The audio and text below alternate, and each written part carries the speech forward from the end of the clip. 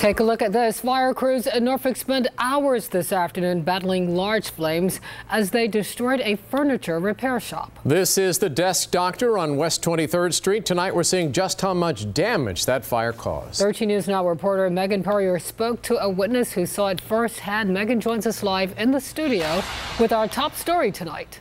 David, Regina, the fire destroyed a lot today, but firefighters say luckily it wasn't as bad as it could have been. Clouds roll by and commuters make their way, but in the heart of Norfolk, black smoke unfurls and takes over the air. Stepping outside of my work and I saw the billowing smoke.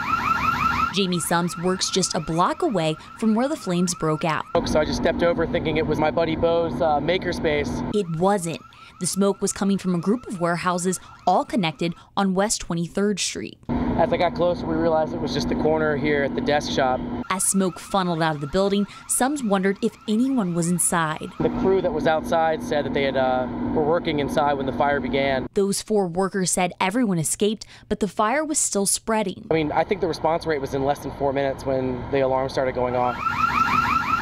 Crews battled the fire, but at one point, the flames got too intense, so they had to leave. The fire was growing bigger, and at a certain point, you have to say that it's compromising the building. Fire Battalion Chief Harry Worley says all firefighters were pulled out. And we want to pull the firefighters out to keep them safe, and then we can knock it down from the outside. Crews eventually beat the flames. The desk shop was condemned, but tonight, everyone's alive, and that's what Sums says is most important. You know, it's unfortunate these things happen, but everybody was out. The fire department was here very quickly. Everyone was safe.